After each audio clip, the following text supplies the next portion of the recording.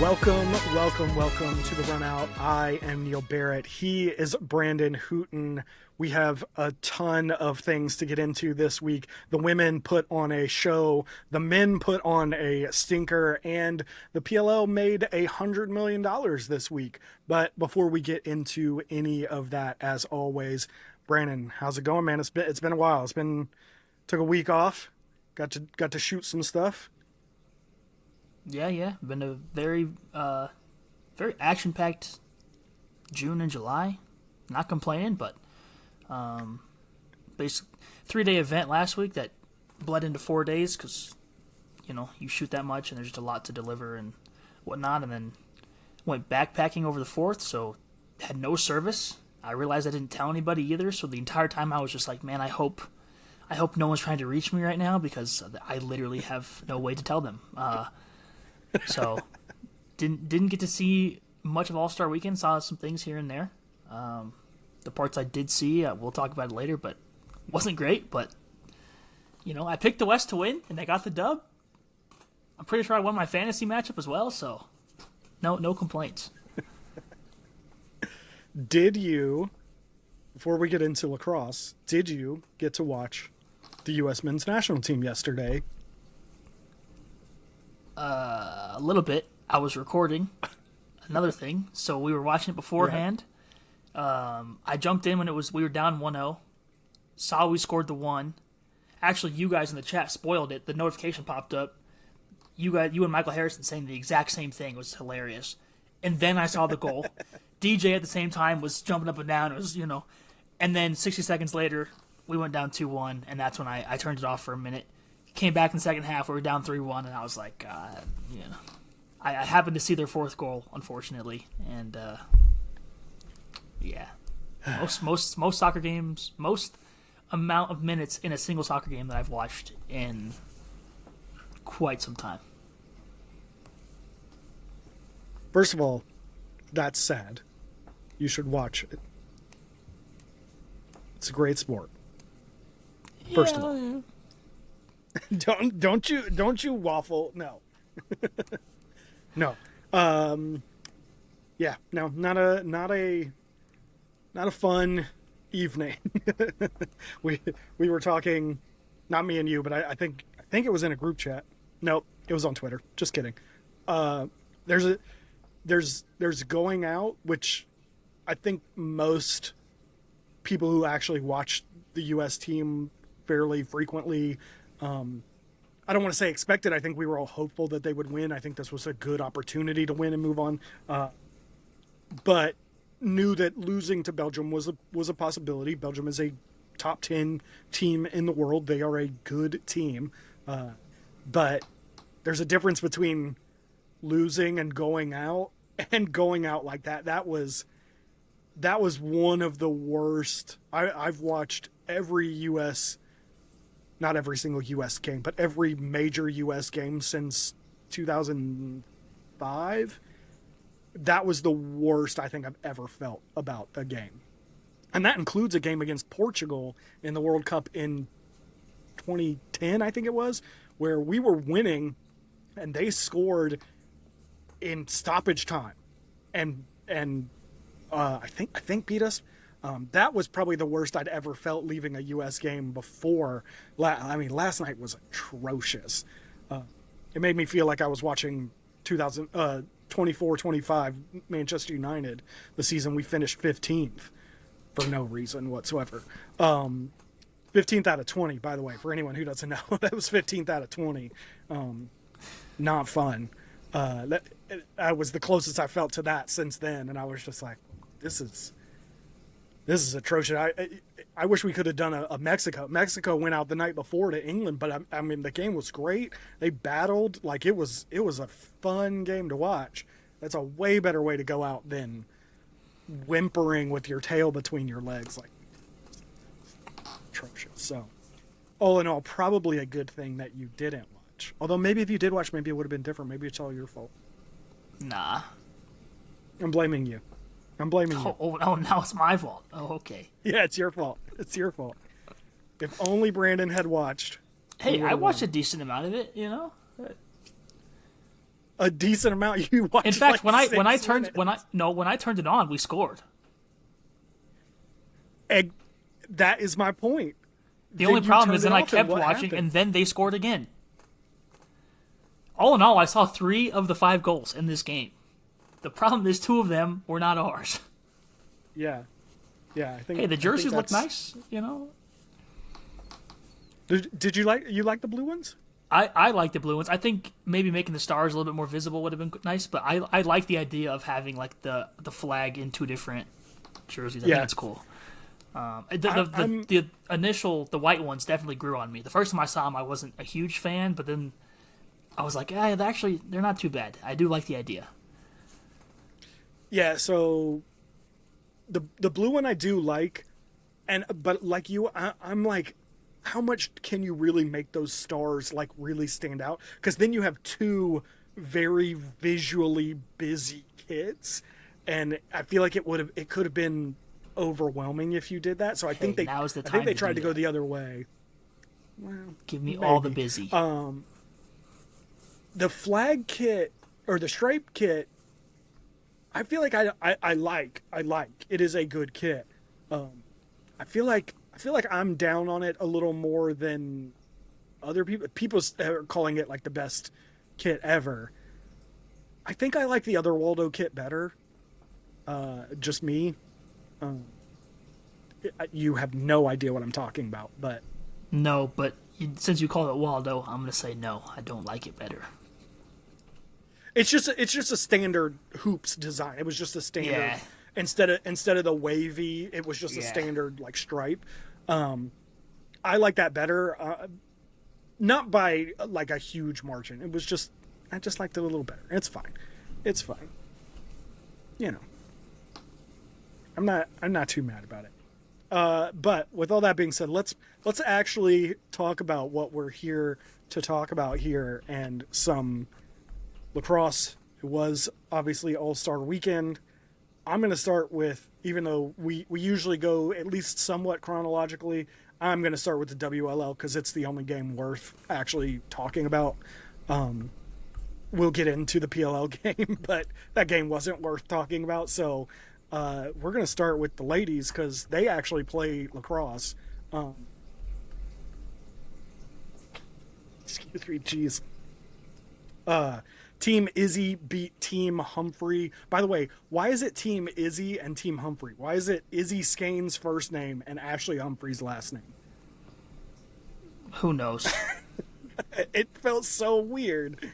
But anyway, Team Izzy beat Team Humphrey 16-15 on Marie McCool's backhand shovel shot with about 50 seconds left. Just like last year, this game was great. It was fun to watch. It was significantly better than the PLL game. And the women don't take any game off. Every game is an opportunity to showcase why they should be getting more playing dates, more games on television, more of everything, and they take full advantage of it. I have never turned on a WLL game and been disappointed.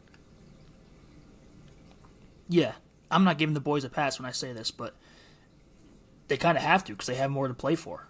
Whereas the men, when you look at, they have an All-Star game, but they already play a 12-game season. They even prior to the PLL, they had the MLL for how many years?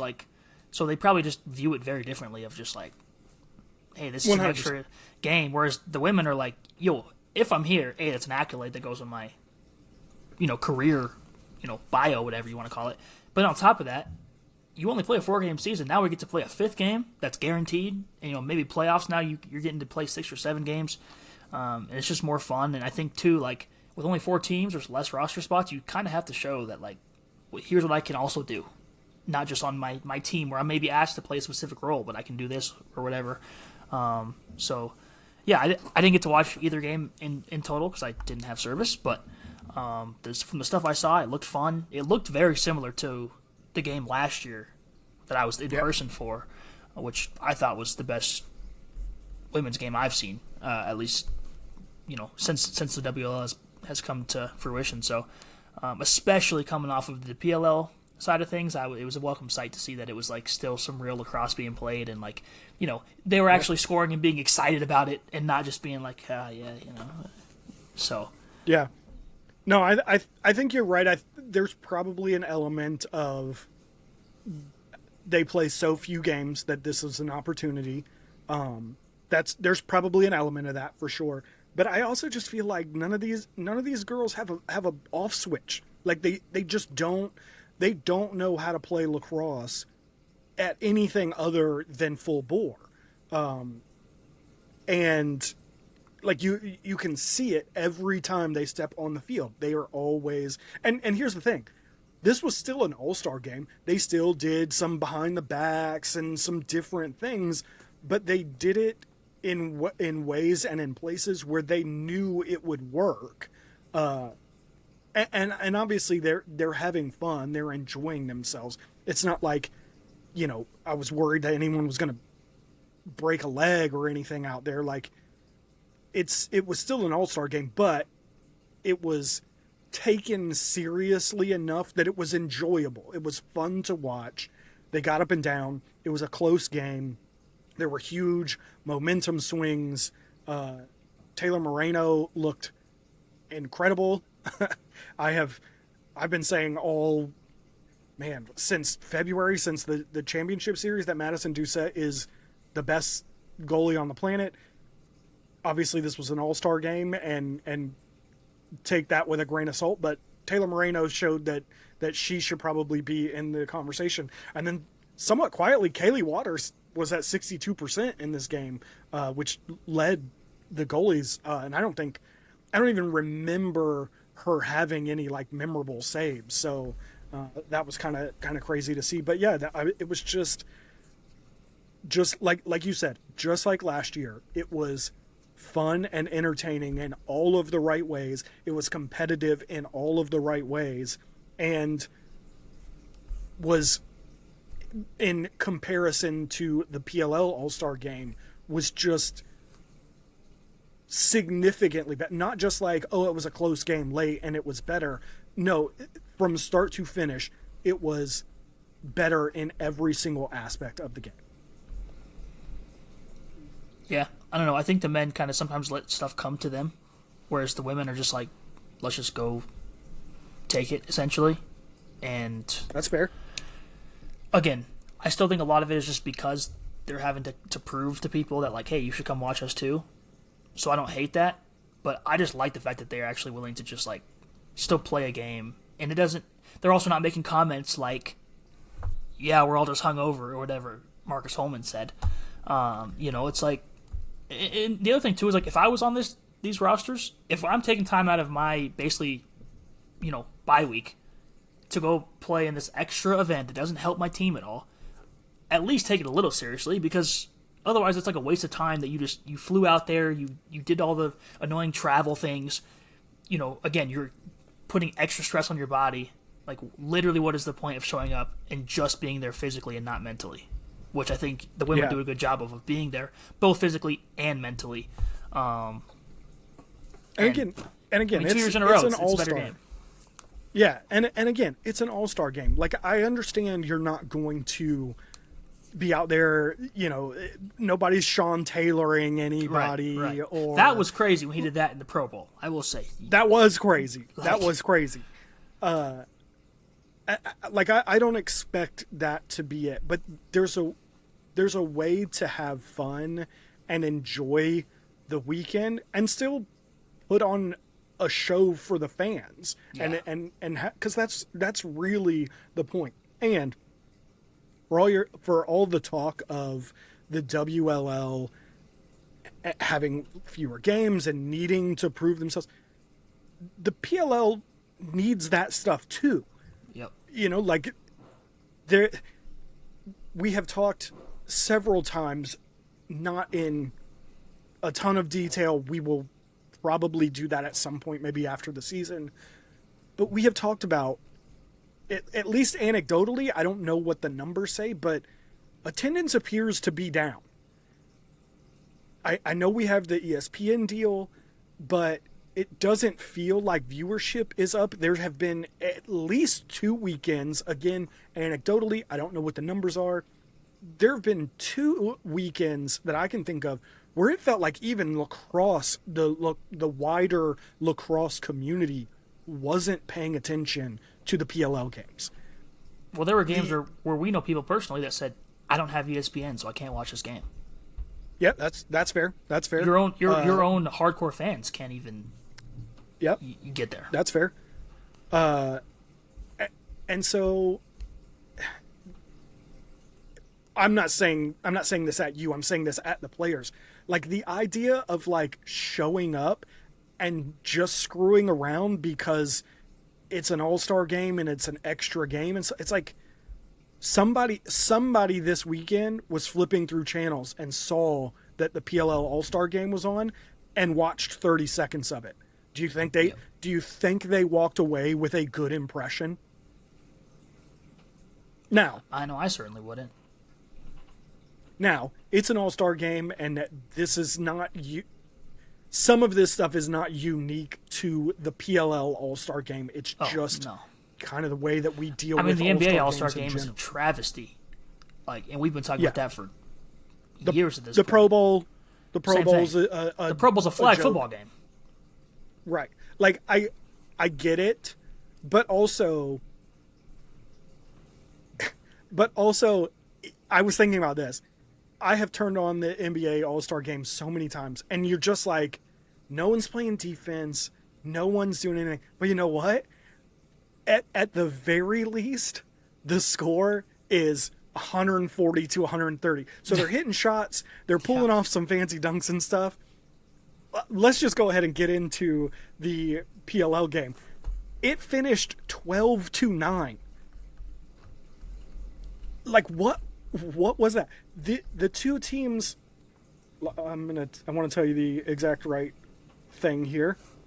The two teams shot 19% and 18%. By comparison, the women shot 35 and 33%. So nearly doubled them up, both teams. It's like, there's a way to go and have fun and enjoy yourself and put on a show for the fans without making a complete just like mockery of it. And like you pointed out, I can't believe that 4 minutes into the game, Marcus Holman tells the entire national television audience that basically everyone is hungover. Like I said to you earlier, at least pretend like you care. Like we all understand. To me, it's almost like wrestling. We all understand it's fake. But in wrestling, there's what we call kayfabe, and that's kind of like the world, the story that's being told is kayfabe, and so you keep kayfabe, and wrestlers back before it was super widely known that wrestling was fake were famous for keeping kayfabe, where if they were in public at all, they were the character they played because they had to keep kayfabe alive. And this felt like one of those things of like, yeah, you got to keep kayfabe here. You got to pretend like you care. Trust me, when that game started, the first thing I thought was, these dudes are hungover. Like everybody looked like they were moving in quicksand. Passes were terrible. It didn't help that they were throwing just ridiculous behind the backs every 12 seconds. But like, don't tell us that. Like, I don't. Or just blame it on the heat. Right. Hey, it's hot out here. It was super hot. Like, yeah, that's a valid reason that you could have said it's hard to. It's already hard enough to get up for an All-Star game, an exhibition. Like, just be like, yeah, it's exhausting. And also, like, play it straight. Then, like, if it's that hard, don't make it harder on yourself by constantly trying to do a million different tricks and stuff. but also this is one of a handful of nationally televised games, and 4 minutes into it, you're like, you basically are telling the audience, you don't need to care about this game because we don't. We didn't care about it. We're all hungover. We enjoyed last night way more than we're going to enjoy the next 2 hours. So you don't even really need to pay attention to this game. Like, that's just the way it was signaled, and it was clearly the way the product on the field showcased the All-Star Game. And I was more so disappointed too, because if you go back and watch last year's All-Star Game, there are plays I can vividly remember happening that were like, oh, this was awesome. And like, I remember like Cav had the GoPro on his helmet at one point. Like, there was some fun stuff happening. Whereas this, I mean, there's like one or two from this year's that I'm like, Chad Palumbo's BTB dime, that was nice. Outside of that, like, I saw Blaze Reardon not even react to a shot that just went, I know it's an All-Star game, but, like, bro, you're a goalie. Like, you're the one position that kind of has to play it seriously. Just and it's stuff like that I'm just like, come on, like, let's, make the highlight plays, but let's have some fun. But, like, if you're gonna be there, be there. And I again, because I was there last, maybe it was just, recency bias, but I remember last year being like, this is fun. Like, it's obvious that they're just messing around, but they're still having fun, making good plays out of it. Like, it wasn't like this, where it was just like every other play is just like a random turnover that's, way over a guy's head or whatever. Like, it's just, to me, it's just like, let's just announce the rosters and call it a day. Right. It's just in name only. There's no actual All-Star game. Yeah. Like, just move along. Yeah, no, I'm with you. It's also funny. I did a TikTok before the game that kind of went down a little rabbit hole of the 2014 All-Star Game. And the 2014 All-Star Game ended, it was Team USA versus the MLL All-Stars. And the MLL did that every year that a World Championship was taking place. They would have Team USA come and play, and the MLL All-Stars would be made up of the best guys who weren't on Team USA. And so you often got these really good, kind of intense games because the MLL All-Stars had something to prove. And in fact, the last time they played this game was in 2018, and the MLL All-Stars actually beat Team USA because, like I said, they have something to prove, because either you're an American who got left off of Team USA but are still one of the better players in the MLL, or you're a Canadian or Haudenosaunee or Australian player who also wants to prove something to Team USA. So you often got these kind of tense battles. But that game finished 10-9, and prior to this past weekend, it was only those two teams were one. Let's try and say this correctly. Those were two of the three teams who had failed to score at least 12 points in an All-Star game. Usually, All-Star games were pushing 20 points. So to not score 12 is wild. And then, of course, this weekend we had a 12-9 game that would have probably been half low scoring for a regular season game. And it's an All-Star game. And you're like, what in the world? The West didn't score a goal in the second quarter at all in an All-Star game. Hey, they locked it in the fourth, though. Tell you what. I mean, they did do that, but also, did they lock in, or did the East just like did the heat and the alcohol from the night before catch up to them? We're not worried about that. All right, all that we're worried about is that we got 2 goals by Outlaws in the fourth quarter to secure the dub. That's all that matters. Who were the two? Wiz and Pacino, 2-point goal. Pacino. Oh yeah, of course. The guy I expected to score a goal in he took 5 shots. All-Star game. He's bound to score at some point. I mean, oh, So, yeah, that. I mean, it just nothing we're saying hasn't already been said on Twitter. I'm sure even the PLL is looking at it and going, we need to figure something out. And again, like you mentioned, it's good to clarify. This isn't a PLL thing. This is like a pro sports all-star thing that every league continues to do this. And it's just like, at what point do we just say, like I said earlier, screw it, we're just going to say, congrats, you're an all-star, you have the week off. You know what's funny is I actually had a similar idea, but slightly different yesterday when I was thinking about this. I say, let's just eliminate the PLL All-Star Game. Again, they can be all-stars in name, and then we don't have to deal with, oh, this guy's not playing, so now we've added a bunch of guys. No, all-stars in name, and then we just take that prize money, because the winner of it gets a little bit of bonus prize money. We just take that prize money, shift it all over to the WLL, and let those girls play for more money. That would be way more entertaining. If they're going to take it seriously, then sure. I mean, I got no evidence that they've been taking it seriously for less money. If we drop, if we double up the prize money, in theory, we should get double the intensity out of that. So I'm willing to try it.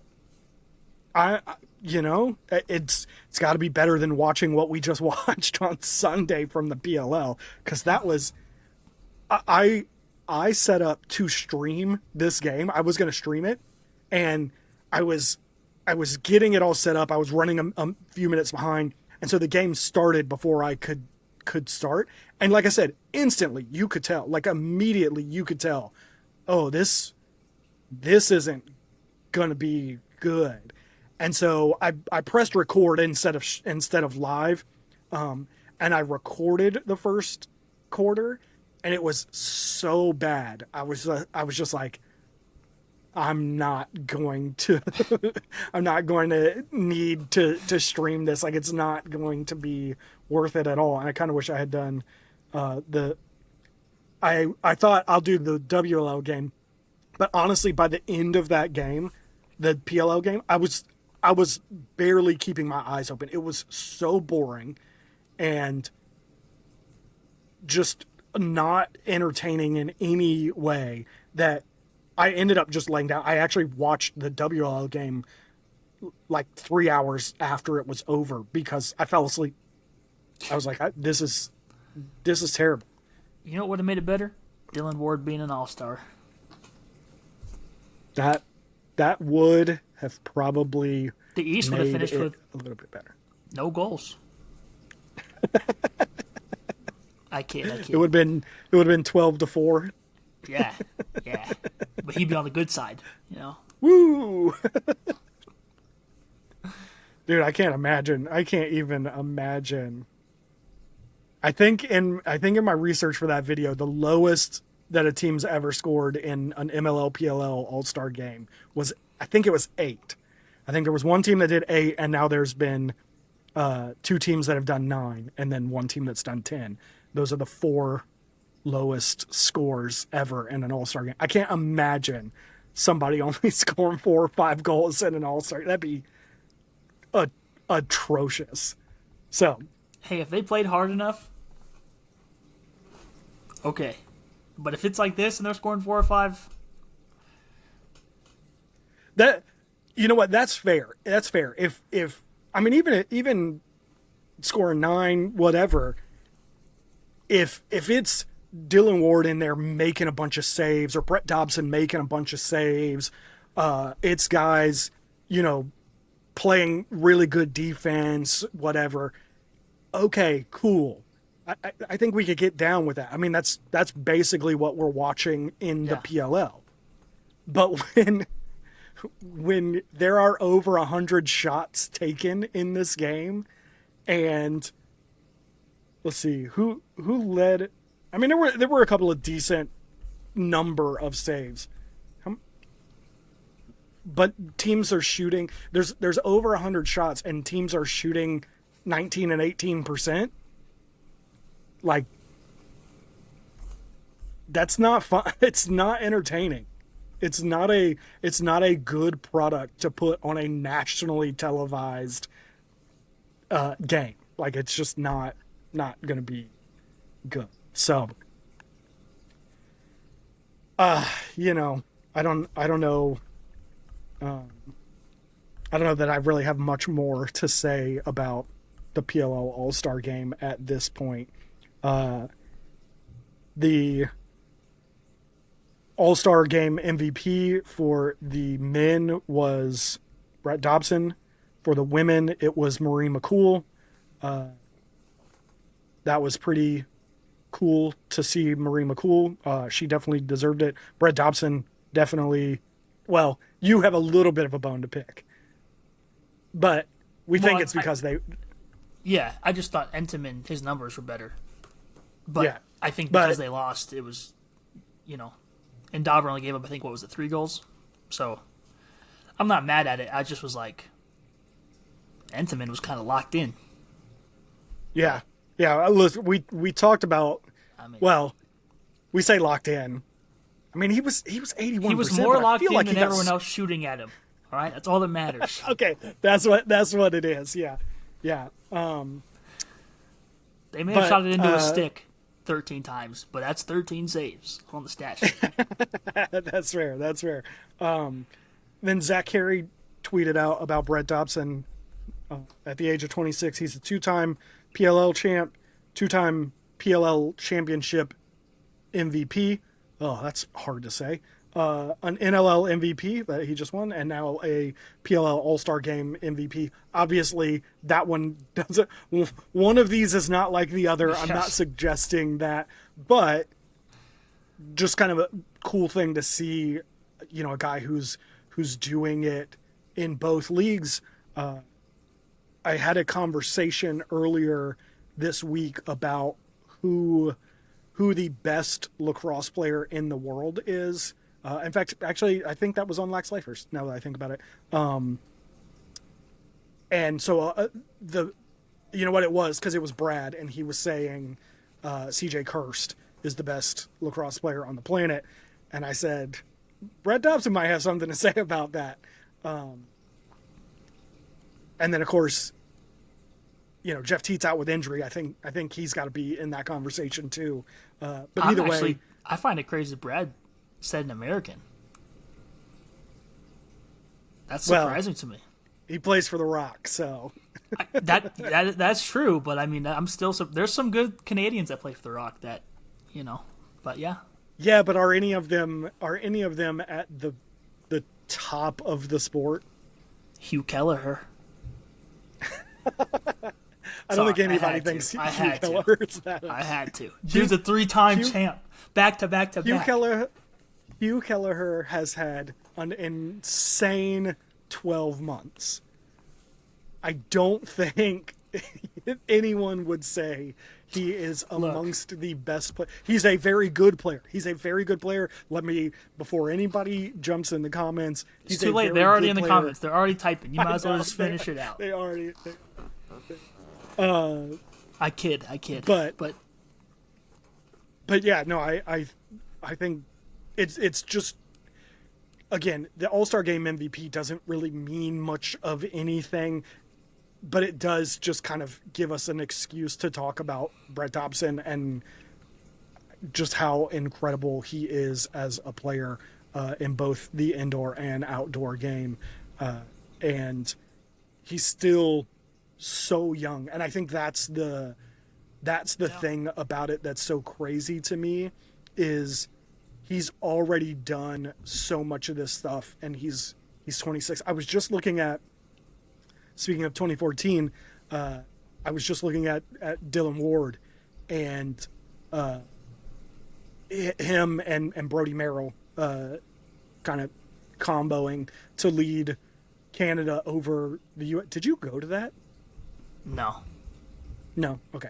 It was in Denver, so I didn't know. 13. Well, I didn't know how much you would go to it because Dylan would have been the goalie in... Was he the goalie in Denver at that point? In my mind, he's only played for Denver, so I don't know if he's been other places. He has. In box, he has. Didn't he play for Atlanta? Yeah. In the MLL as well? He did play for Atlanta in the MLL. So, I don't know when those years would have... I don't know what year he was actually drafted, I guess, in the NLL. But it was around that I was time. thinking more. I was thinking more NLL. But even so, I wouldn't have was- gone to a field thing at that point in my life. I just wondered if maybe if he was there, if it would have swung you. And now I'm going down the rabbit hole of looking to see where he was. No, he's on.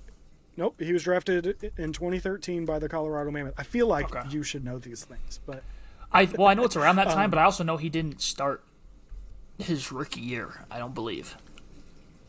yeah, that's So probably. I want to fair. say he took over. In Yeah, that would have 15 or something like that. 16. been. Oh, it says he was on the All Rookie team in 2014. Wow, maybe he did start his rookie year, which would be insane. They did draft him third overall, so Yeah, yeah. that's In my head though. He took over for someone, but maybe he just took over like at the start of the year. It says he played for Possibility. them during the 2014 season, ultimately earning the role of starter. He was named Rookie of the Year in the NLL by Inside Lacrosse magazine and was runner-up as NLL Rookie of the Year and named to the NLL All-Rookie team. Yeah, 77% save percentage that year. Yeah, so that would have been the summer leading into him at the World Games. What's Yeah. crazy to me is I remember watching 2014 and feeling like Dylan Ward was already an older statesman. And he was a rookie in the PLL or the MLL and NLL the season leading into that. Yeah, but the World Games just unlocks people. Actually, you know what? I take it back. He wouldn't have been a rookie in the MLL that summer. He'd have been in his second year. But I remember watching him being like, this dude's been around forever. Like, he's so good, but, whatever. But yeah, I just wondered if that would have pulled you over. But yeah, anyway.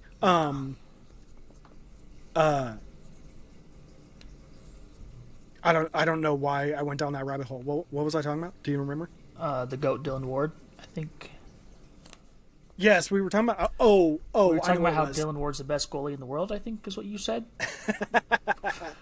I was saying that it's trying to compare where, like, what Brett Dobson has already accomplished in his career to what, like, Dylan Ward had accomplished in his career at the age of 26. I don't know exactly when would he have been 26. He's 35 now, so 9 years ago would have been 2017. I'm trying to see. So he won his first MLL championship in 2018. He was goalie of the year in 2017. And that's it, yeah.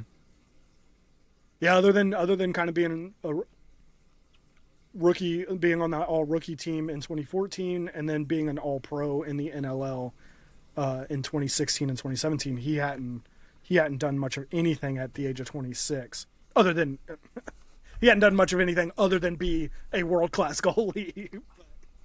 So yeah, just kind of crazy to see where Brett Dobson is already at this age, and knowing that he probably has another decade conservatively. I mean, he I'd go could longer be than Matt that, Vince. honestly.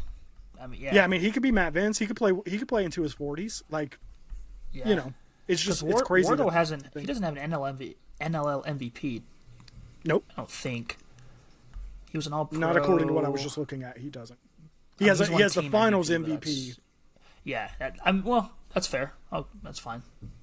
Right, which is a great accomplishment, but But it's no coincidence that that two multi-pro league Canadian goalies are killing it at pretty much every stop.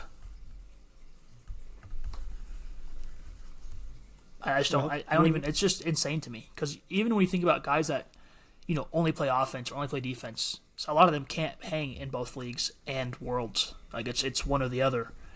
And so to have someone like Dobson, who's just like, especially when you look at his first few seasons in the NLL, like it was nothing to write home about.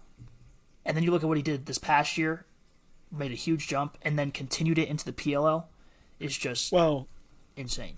To be somewhat fair to him in his first few years in the NLL, he didn't have a very good defense in front of him. No, at all. absolutely.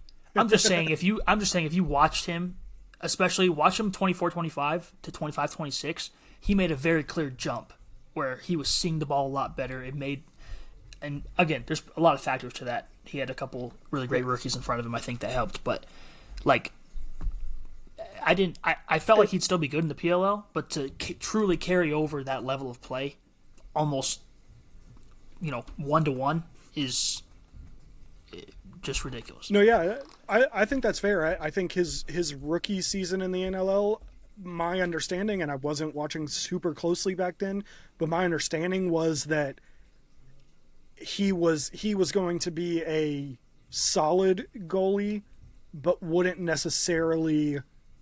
He would have to develop to get to where he is now, and he may not necessarily do that, even though as a rookie he was clearly very good in the PLL. Like in the PLL, even as a rookie, you were like, oh, this dude's going to be good for a long time. And my understanding, again, wasn't following super closely back then, was that was not necessarily the idea of Brett Dobson coming in as a rookie in the NLL. So just crazy. The other thing I think is interesting, like you said, guys that play in both leagues don't necessarily carry over. The fact that he's in the best all-around player in the world conversation is not undeserved, but like it's just crazy to think about. A goalie, especially as a goalie. It's one thing to be Jeff Teat and to be doing basically the same. Like obviously there's slight differences, there's nuance differences, but the goalie position in those two in the two games is very different. Like I think there's a reason why Blaze Reardon doesn't play goalie in box, and it's not just that he played forward, growing up or whatever. Like it's such a shift, and the fact that he does both is at this level. The fact that he does both at this level, I think, is just crazy, and something that My question, I think for you would be, he's 26. I mean, arguably, he's not even the best he's going to be at this point. I mean, it's all speculation. I don't want to put those expectations on him. The problem too is like, how much better can he be? That's what I'm saying. That's the scary part. Like when you're a goalie, I feel like every big time goalie kind of reaches a point, whether it's early or late, where it's like, this is their best season ever. Like if next year in the NLL, are we really expecting him to have a sub-8 goals against average again? Or whatever he is in the PLL, sub-9, whatever stupid number it is. You know what I'm saying? And it's not to say that he can't, but it's just like, I've never seen a goalie do like that so many times in a row. I think it's like the Jeff Teat conversation of like, okay, he put up 64 points in that year. In that PLL year, he absolutely obliterated the previous record by, if I remember correctly, 20 points. He broke the record by 20 points. And so the next year, I don't expect him to put up those kind of numbers. That was an outlier year, but it doesn't necessarily mean that as a player, he doesn't get better. Like there's so many things that go into those stats. Guys have to, when you're making assists, guys have to finish shots. Yeah. Your offense has to have a level of I think that year was so good for him, in part because Connor Schellenberger made it very hard to focus on Jeff Teat with any kind of like real game plan. It was hard to slide to him. It was hard to do things, so there's a level of play that your teammates have to maintain in order to get you those kind of opportunities.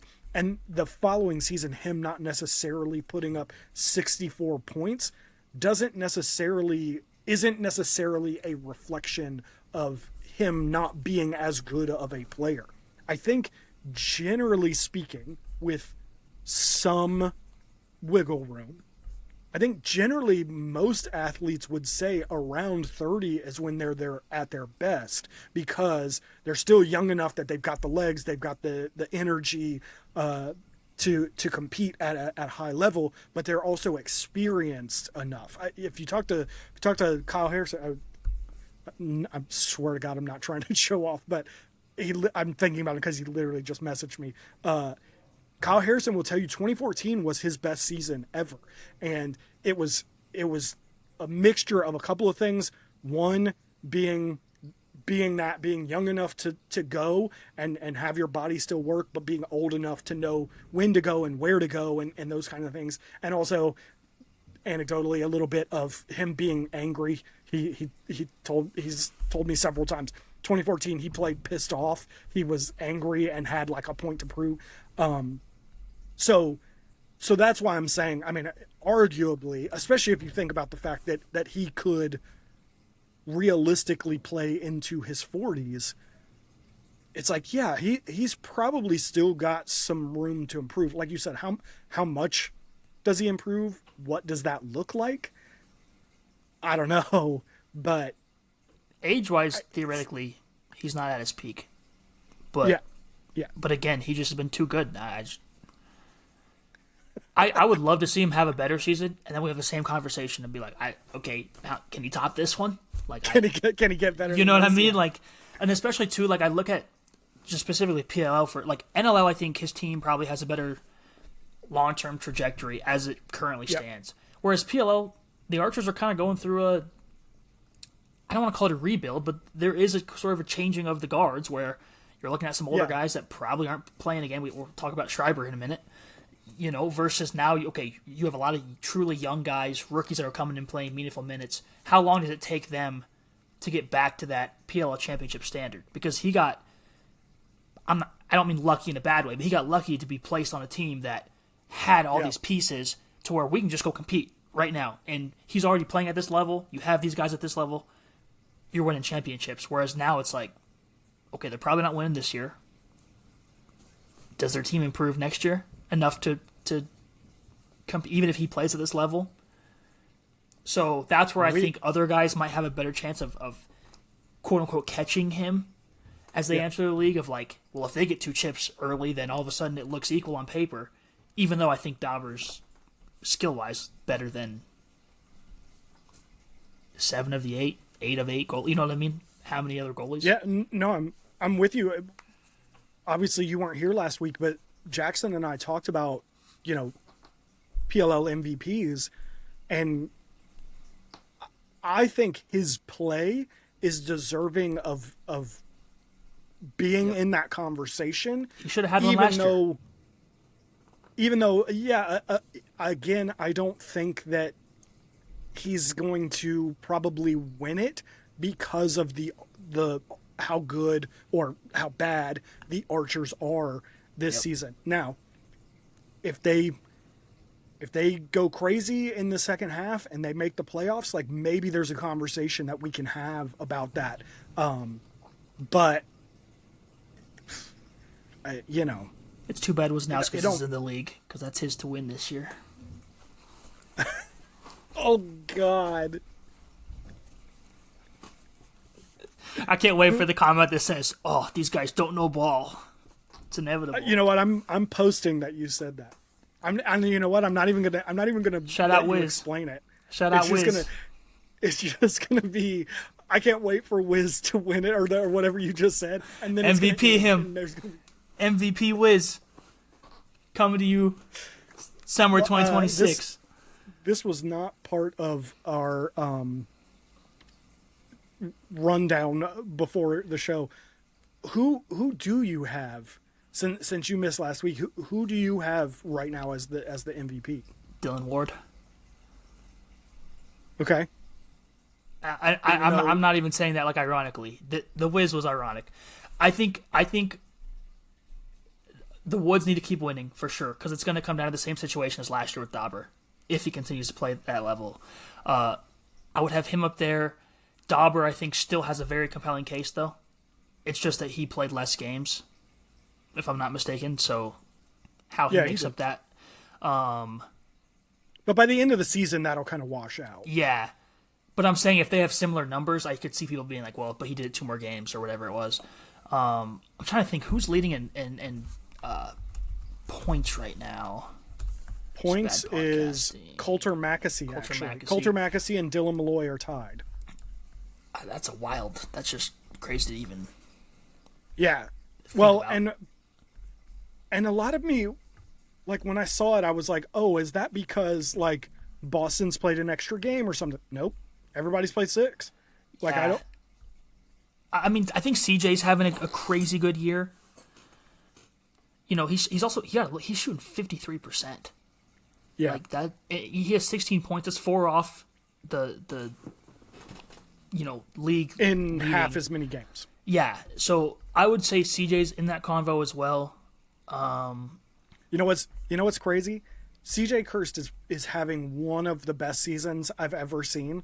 He's still not on the pace that Jeff Teat set. Yeah. Jeff Teat was 6.4 points a game. CJ is at like 5.3, I think, is what CJ's at. Points per game. Yeah, I'm looking at this list. I'd say probably those 3. Ward, Dauber, and CJ right now. People will try to prop up probably Malloy and Mackesy. I'm not mad at those either. But I'm trying to think. I don't like Mackesy. They had, 4 finalists last year? I think it was 2 Atlas players and 2 Outlaws, if I'm not mistaken. And 2 Outlaws? Was there not a 5th? No, I think we talked about that because we had 5 initially picked, and then the list came out, and it was 4. And they only did 4. But they did 5 in other ones, right? Yeah, and we were like, why didn't you put a 5th in here? Yes. Because there was definitely a name. I don't remember who it was off the top of my head, but there was definitely a name that we were like, this dude should be. Maybe it was Dauber. Maybe I don't remember who it was. There was someone else that we were like, they should be in this conversation. Yeah. Coulter's tough because he had 2 games of 6 points, but the other 5 games, 2, 3, or 4 games, Coulter Mackesy. He had 2. He's like Ashley Humphrey. 2 really good games, but the rest were just kind of lackluster point wise. And I also think Boston's not good enough to really give him a strong enough. That's what I was going to nod. That's what I was. Unfortunately, Malloy, I think he's an interesting one. He had the 9-point game, and then he had 2 or 3 other decent games, but I same kind of thing, especially because, well, I don't know. He was an all-star, right? So maybe that helps him. Well, I don't know. And here's the thing: when we talk about that Jeff Teat season, and I'm using it because it's such an extreme example, but we look at that Jeff Teat season. He had like 3 games, I think, where he had like double-digit points, and then the rest of the season he was like 3 points a game, 4 points a game. Yeah. So like, to an extent, like you're not gonna pop off for, well, I mean, I guess unless you're CJ Kirst, you're not gonna pop off for 5, 6, 7 points a game every game. So, but it's hard because like, it's hard because he's got a record that was so untouchable that it's like it doesn't matter. Well, whereas a guy like Malloy, if his only big game is that 9-point game, we're gonna look back and be like, we can't give it to you because of, But in order for him to be in the conversation, he would have to have still a steady 3 or 4 points a game. Yeah. So, but like, where's the line? Because we talk the extremes here of CJ Kirst and 5.3 points per game, and then Ashley Humphrey, who had 1 game, and admittedly, she's played 2 games, 3, 2 games, maybe. I think 2 games. Just 2. I think it's 2 too. I think it is 2 also. I think she had like 9 points in the one and 1 point in the other. And 1 point. So who knows? She may do 9 the next game. Like, yeah. But we're talking about someone who had 90% of her points in 1 game versus someone who's pretty much every game putting up 5 points in CJ Kirst. Those are kind of the 2 extremes. Where is the line in the middle of, we can discount, a Coulter Mackesy because he has 75% of his points in 2 games, or or a Dylan Malloy. Like where is that line of who can be counted out? Because, and I don't have an answer. I'm asking, like, I don't know where that line is. I don't know where that line is, so I'm changing subjects. I'm not even changing subjects. I'm just tangentially shooting off. One you didn't mention, Connor Schellenberger. I think he's at 19 points, and he feels like he is growing into his role on this Atlas team without Jeff Teat. And if he continues that progression, I don't think there's probably any way he doesn't end up as an MVP finalist. Whether or not he wins is a different conversation, especially because if CJ Kirst keeps going, it feels like it's probably his, although I'm with you. I think Dylan Ward and Brett Dobson should be part of that conversation 100%. You could pretty much give an MVP award to Zach Currier every single season, and you wouldn't be wrong. Yeah. Of course, now that I'm looking at this, Logan McNaney is giving up almost 2 fewer goals per game than Dylan Ward with the same save percentage.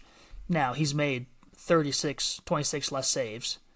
Yeah, that defense in front of him is so good. But like, and I'm trying to think, like, how many games have each of them? So Logan's played 1 less game than Dylan. So maybe those first 2 weeks clouded my judgment on Wardo, Yeah. but again, this is also assuming that McNaney would continue. Maybe he takes that spot. I also don't know, like, are they going to give 2 spots in the finalists to goalies, or are they going to say, like, who's the best Probably of those? We'll take you. Yeah. Like, and especially even like right now, like, none of those teams outside of the Redwoods are very good on paper, record wise. Like, I think the Outlaws are 3-2. The Archers are 2-4, something like that. I think the Outlaws are 3-3, right? No, they're 3-2. The Archers are 2-4. So everybody, the Outlaws have only played 5 games. Yeah, them and Philly have only played 5 games. I thought everyone had played 6. Jeez, No. this so that's that's the other part of this. That's a good wrinkle is like, how do those teams finish? Because I unfortunately, when it comes to goalies, like how your team finishes record wise is going to help your case a ton. Whereas like CJ Kirst, if he's putting up 5 points a game, people might still look at that even if they're 500 and go, well, it's not his fault. Like, he's the reason they won those 6 games or whatever it was. Yeah, but of course it'll be different because they'll be at at 500 or whatever. But that was always the argument used against Lyle. Yeah, Lyle had 42 points, I think, in a season back when the record was 44. He had 42 points in a season, and everyone was like, "Yeah, but his team sucks." I was like, "Yeah, but not because of him."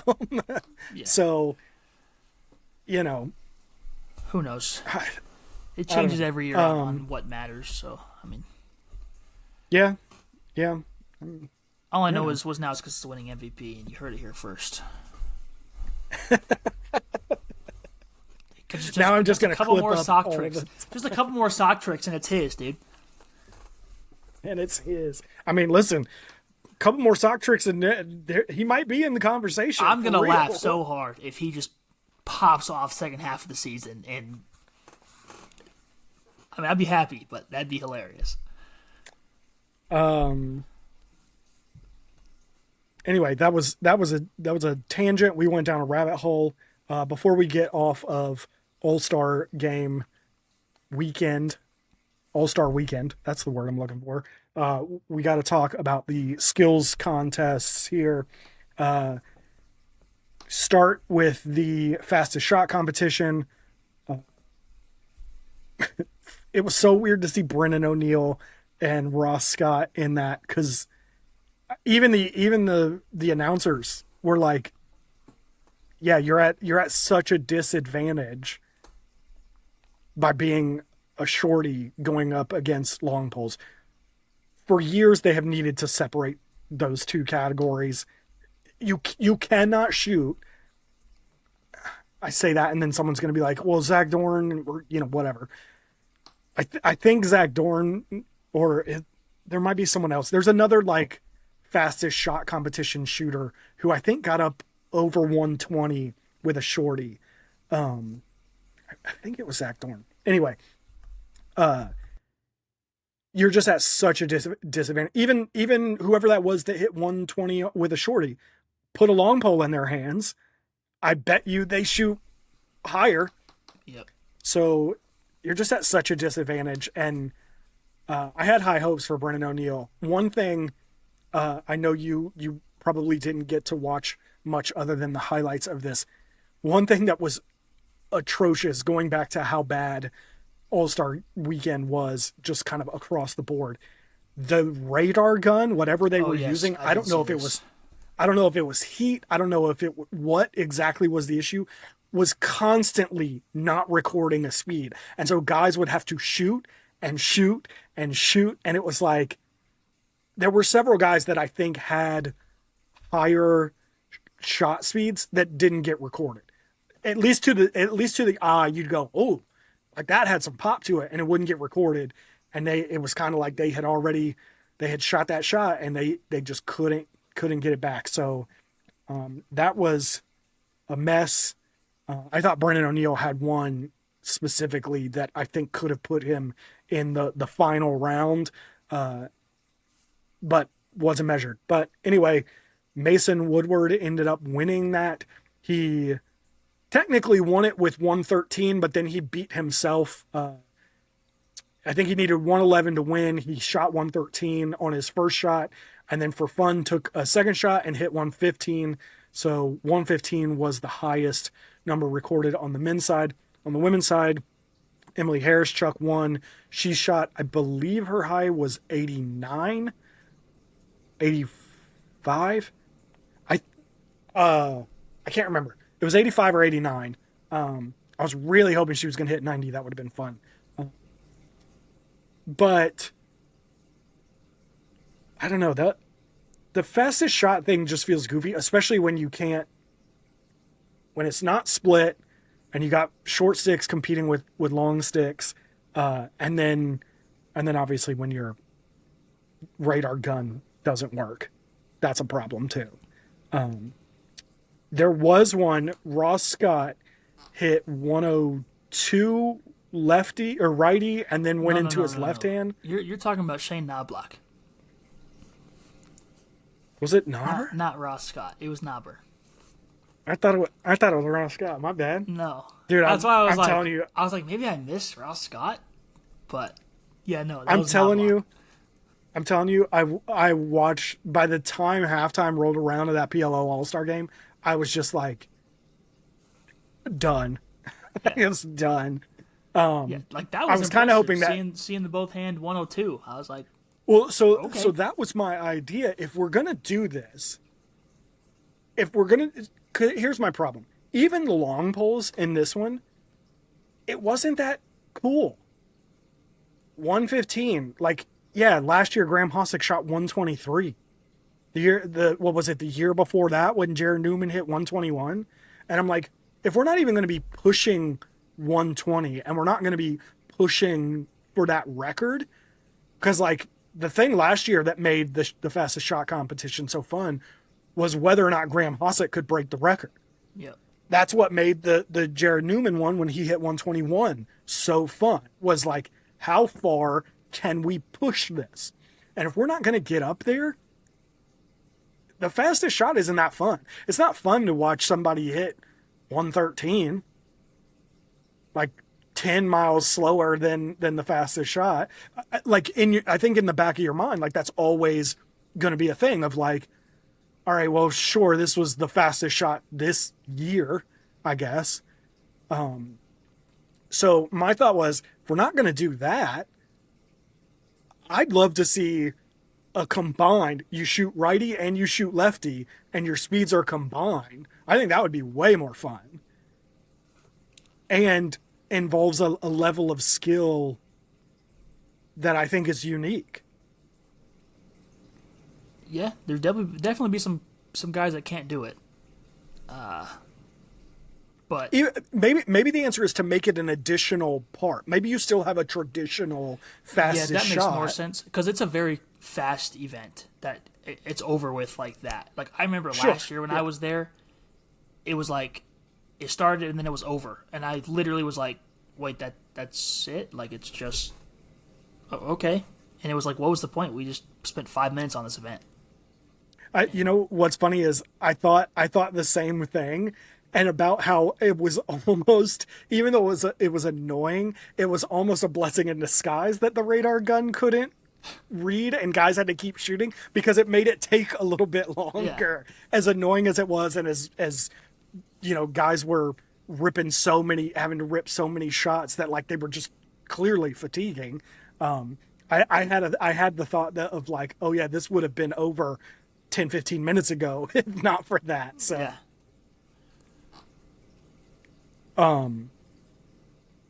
But all that to say, like I think it'd be fun, and I think it would be a good way to get short sticks more involved in the fastest shot competition. Especially, it was cool to see Brennan in because I think Brennan was a name that people thought, oh, it'd be interesting to see what he can do. Like they tuned in because they know. Big, strong, like powerful dude. It was like the year Miles was in. Like, okay, there's a dude who could maybe potentially win. Like I want to see that. But I'd like to see him go righty and lefty like that. I have to imagine. I think he put up 108. Did he get 108? Maybe. I didn't get to see his, so I don't know. Yeah. I think Jake Pacino only hit like 106. So if Brendan hit 108, that's pretty crazy. Yeah. Well, and again, this is like part of the thing of like we have watched guys hit 120, and now we're seeing guys not even get to 110, and it's like it's not as fun when you have seen that. So yeah, that was kind of disappointing. The other event for All-Star Weekend, they stripped out a bunch of the other events, but the other event is the accuracy challenge, which I will say once again, it is not an accuracy challenge. It is a precision challenge. You can shoot at the same target over and over and over again. It is not an accuracy challenge, whatever. I don't know. It was not as fun this year. It's always really awkward to watch these like professional players miss those targets so frequently. You know, you take 25 shots and you hit 4. And it's like, really? I mean, Joey was straight up hitting the pipe. Joey like, did. Even his misses, I was like, this dude, is he just trying to strip the paint off of the outside of the pipe? Because it was just like, and I think that counted a lot of them because it was at least there, but there was definitely some that I was like, that didn't go in like that. Which is weird because several people earlier had hit a pipe or something and it didn't, like you said, it didn't go in, and they specifically didn't count it, and they said it didn't go in, that's why it doesn't count. But then I'm with you. There were several that Joey took that didn't go in and they counted, and it was like, what are we doing here? That was really confusing. I'm wondering what you thought about the chains. I didn't like it. I thought it was very difficult to get a feel for, and then like because they were like kind of split, even if you hit it, then it was like swinging, and then it was like this is just not like let's get some colorful targets, make it easier to see. Yeah, part of me kind of liked the chains. I thought there was a very visual and audible kind of like the audio part's cool. Yeah, well, and it was like, okay, hit that one. Like you can see the chain swinging, you could hear it when you hit it, but they were hard to see, they blended into the goal until they got hit and they moved, and then it was kind of like, okay, cool, I can see it. So I thought at least they needed to be painted or something, like, they needed something. But then again, I go back to the idea of this is a precision challenge, not an accuracy challenge, and I would so much rather see the thing they did, I think the first year of that challenge, where it was the targets and it was a race to hit all of them. Yep. There's a lot of ways you could improve it. You could do that. You could do, have them do things on the run. Make them do some variation of righty lefty behind the back. Something. Yeah, that'd be fun. Think about the NFL. I know they have a bigger setup, so you probably can't do it. But they have like all those moving targets in the back where the quarterbacks have to hit. Maybe they have to hit. Pass to a teammate from different angles. I don't know. I just feel like we're handicapping guys, so where it's just like just grab and shoot, and it's like you said, they're not going around the world. They're just picking one corner and just hitting it over and over, and hammering it. It's just not exciting, and especially when you're there in person, it's just like, oh, okay, like. Yeah, well, and it's such a rhythm thing. If you're good enough, Marcus Holman did this for several years. Joey did this. You get in that rhythm. You find that stroke. That's all it is, because you can just keep hammering that one target, and as long as you can stay in rhythm with it, like you'll just keep pinging that target, and yeah, you'll hit like a 9. Whereas, the two other guys that you're competing against don't find they in the 30 seconds they have, they never find the rhythm, and they only hit 4, and it's like, yeah, you're the runaway winner.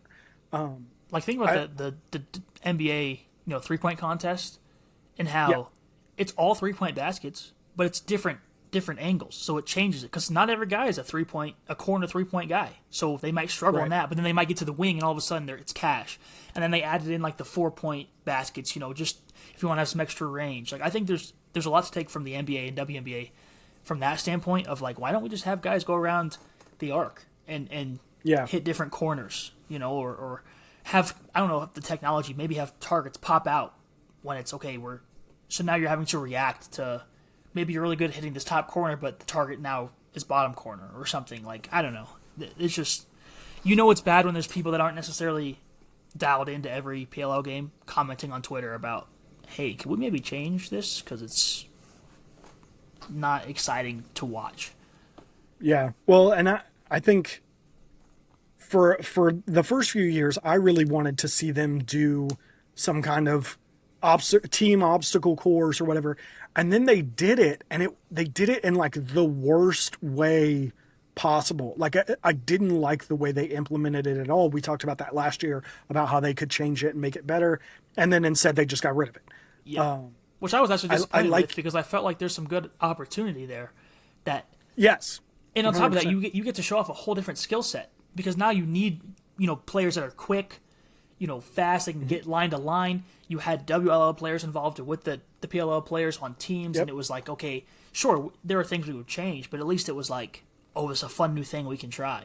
And like you said, then it was just like, when I found out that they didn't even do it, I was like, well, what, like, what is? Well, and I think one of my bigger takeaways from this weekend was, I think stripping out a lot of those things kind of contributed to the idea of, this is a joke, we don't care about this, like we're just going to dick around and do whatever we want. And I think if you can, instead of stripping away from All-Star Weekend, if you can build it out and make it more of an event, make it something where there are other things to go to. Now, I understand it costs money to put these things on, and this was not a crazy well-attended event. And so you start adding extra events, like how much more attendance are you going to pull? I don't know. I understand that side of it, and I understand that I get to make these suggestions inside the bubble of not having to pay for things and consider money. I can make blind suggestions, but I have always thought there should be some kind of Legends game, whether that's a 3-on-3 speed game or a sixes game. Probably not a sixes game. That might be a little bit too much running. But something where Kyle Harrison's out there, maybe the Powells are out there, maybe some of the guys who just went into the Hall of Fame are there, and you can have kind of that like celebrity softball event of Major League Baseball. I think, like I said, the obstacle course event. I think you could do an accuracy challenge, and the thing that you're talking about, I think that would be actually really cool to see, almost that 3-point competition thing of maybe it's a 2-point competition of there's 5 balls at 5 different locations around the 2-point arc, and you can't really put a goalie in, but you obviously don't want them just shooting on an empty net. So maybe it's like you said, maybe there's a target, or maybe it's not a target, just a thing, but maybe it's a third of the goal they have to hit, or whatever. I'd also like to see something like the skills competition has in basketball, where, you have to use different forms of cradling, passing, shooting, and you could still have teams, but it's one person at a time. Like I remember last year it was like teams of 4, but they were all kind of doing things. And they passed off. Yeah, whereas this, you could literally just be like, okay, we're gonna one-hand cradle between things, and then we're gonna get to the end and we're gonna pass here or something like that. Like there's just so many ways you could get other people involved that the event itself would still only be a couple of minutes, but it's more worth the price of admission to come to that type of thing. Yeah. I also think those kind of events, maybe not so much the accuracy and stuff, but that one could be a fun one where like you have a celebrity team compete as well. I just think that building it out and making it more of an all-star weekend could help alleviate some of those things of like, nobody cares. Nobody cares at all. Yep. Also, move the event later in the day so it's not as hot. Would probably help. I thought about that too. Like, especially if you're going to do it, we have talked about how this is not a good time to do it. They should do it at the end of the year and all that. But if you're going to do it July 4th weekend, why not do it later so that it ends and then you do like a fireworks show? I think that was actually the best. I won't say the best. One of the best parts about last year was that fireworks. Like, I left and literally told my family that's one of the best fireworks shows I've ever seen. And from people I talked to, they said the same thing. And I'm like, I don't even care what happened in the whatever skills challenge at this point. Like, we got to watch lacrosse all day and then watch some fireworks. Like, I mean, that was the not the Bandits, the Outlaws for years. That was their too, actually. That was their huge event. They used to lead the league in attendance almost solely based on that game, because they would get 30,000 people out there to Mile High, mostly for the fireworks show. Like, let's be real. That's why I went. They didn't get the one game I attended. They didn't get 30,000. Right. They didn't get 30,000 people at any other game. So clearly, most of them were there for the fireworks. So, why you wouldn't give people another reason to show up to your event? That costs a lot of money too. So I was getting ready to say, who knows what the fire situation is like too. Like, we're on a fire ban out here, so I don't know what it's like up there, I guess. But well. And again, to be this much fair to them, putting a fireworks event in Annapolis that close to DC when they're doing all the 250 stuff,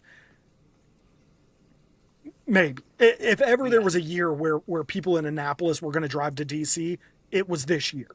Yeah. Yeah, that's true. So, again, gotta give them at least that thought. Let's look ahead to this week.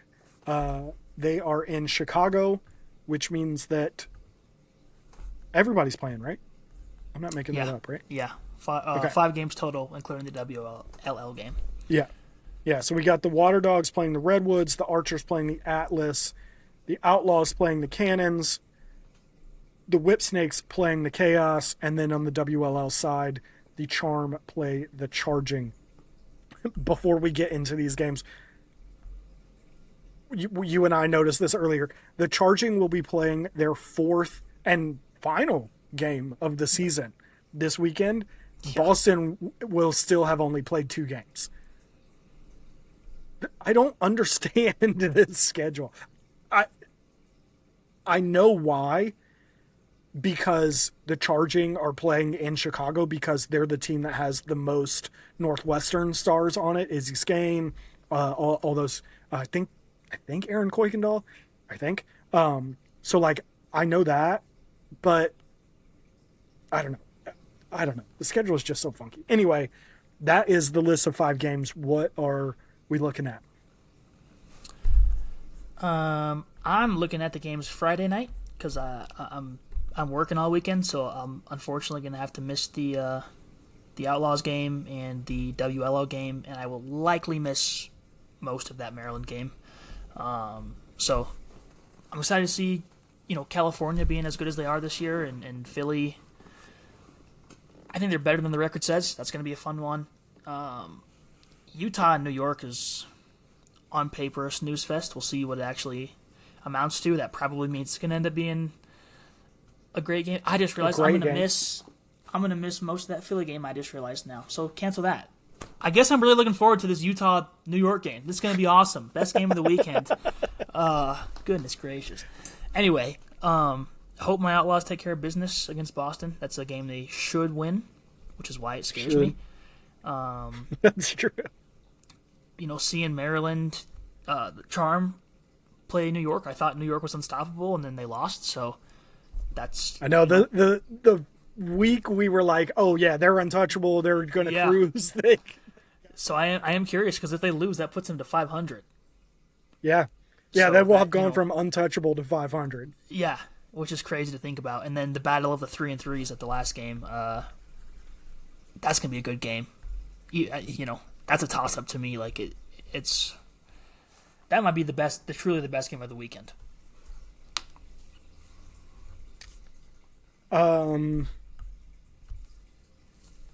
I lied. California Philly is going to be the best game, but no, it's going to be Utah, New York, right? For my sake, I hope it is. Hope we see Star Attack and Nathan McGuire go off for like 9 goals. That'd be sick. Honestly, I feel like there's a lot to like really pay attention to. Almost every one of these games has a decent storyline to it. I think it's going to be interesting to see Philly against California. Right now, their 3 wins are Utah, Boston, and I think they beat Utah twice. Boston. No, that's Lord. Anyway, their 3 wins are not very good wins. So this will be kind of their a test for them to see where they are now that like CJ's settled in and they feel a little bit better. I'm still iffy on that midfield. The names they have are good, but in terms of like integrating them into the offense, I don't think they've done that very well to this point. So we'll see what they can do against California. New York, Utah, I think has potential to be a good game. One, as we have said a million times on this show, when you have Brett Dobson, you are always going to have an opportunity to win. And New York still hasn't. They look to have gotten better, but they still haven't, put it all together. So this will be a good test for them. As much as we talk about this Utah team not being very good, the defense is pretty solid. So they got a chance. you would think Denver Boston is going to be fairly lopsided, but Boston won last week. It could happen. The thing that you were talking about, this Maryland Charm New York Charging game, the thing that I realized is in the WLL there's no playoffs, so it's just the top two teams from the beginning or from the end of the season that go into the championship.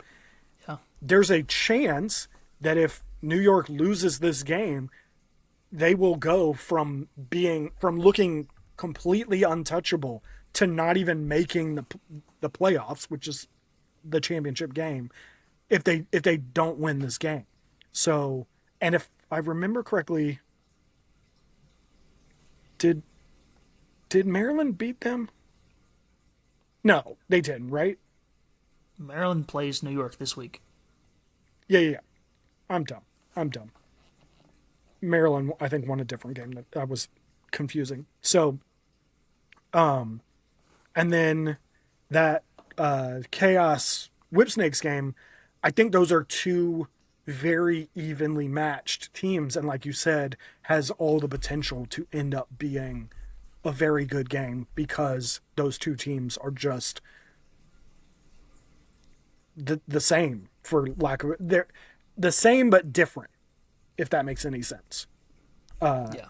I think the Chaos are probably better defensively and the Whips are better offensively, but then the flip side of that field is not bad but not good, not like their strong suit. So gonna be really interesting to see what comes out of that.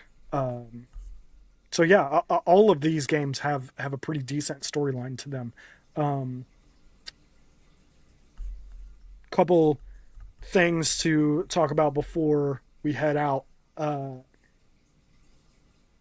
Adam Lamberti updated his PLL draft big board now that 5 for 5 in 5. I keep saying 5 for 5, but that just makes me think of 5 for Fighting. Do you remember that band? Is that before your time? What you're talking about. Oh, geez.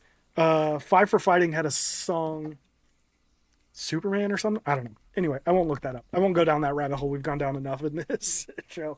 But he's updated his...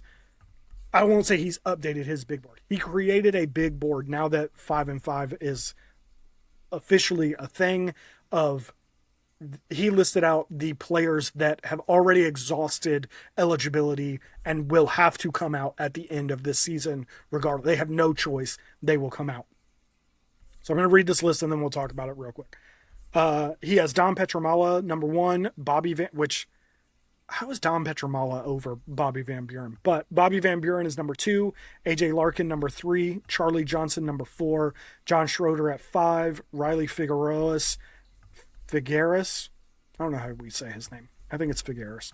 Anyway, at 6, Max Sloat at 7. Max Sloat at 7. Ryan Colsey at 8. Carden Stoller at 9. And Joey Trenzy at 10.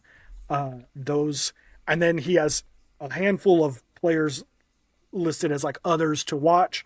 But it falls off pretty quickly after those 10. We go back to the conversation that we had about the trade that got Ryan Craddock to California and the first round draft pick that they gave to Denver, right? That was the deal.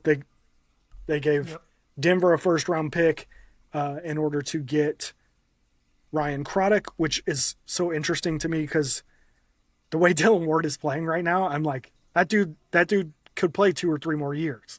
Easily play 2 or 3 more years. Really, he could probably play 5, 6, like who knows how many years he's got, but it feels like you gave up a first round pick for a guy that you may not actually play. But the idea of that pick was, well, a first round pick isn't going to be worth as much as it was. And obviously there'll be some additional names that get added to this list. But I'm looking at this list and I'm like, the first round in this draft is going to be the only ones worth drafting.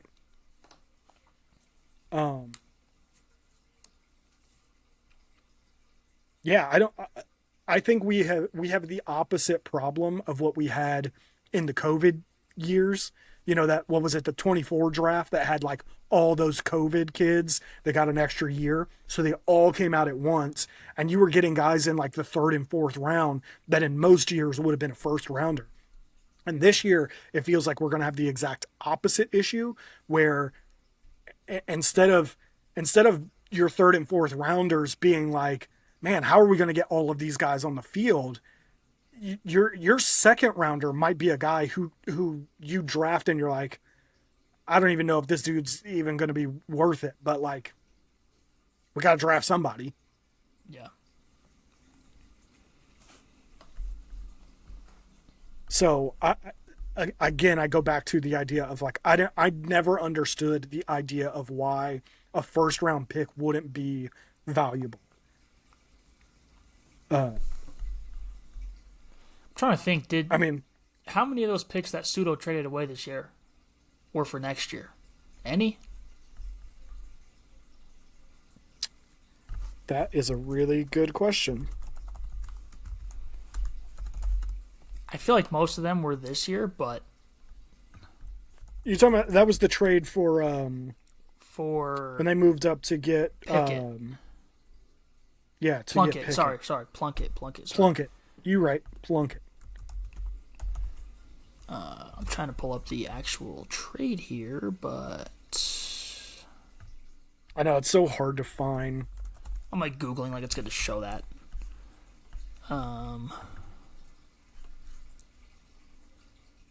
So it looks like they traded it was all from this year.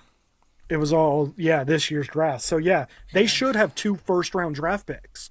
Well, I was thinking unless I was thinking maybe Pseudo traded away next year's second, third, and fourth because he recognized that he wouldn't necessarily need it, but obviously it's negated. Yeah, and I think that was early. The only thing I would say is there may be a previous draft or trade or something that involved one of the picks from this coming one.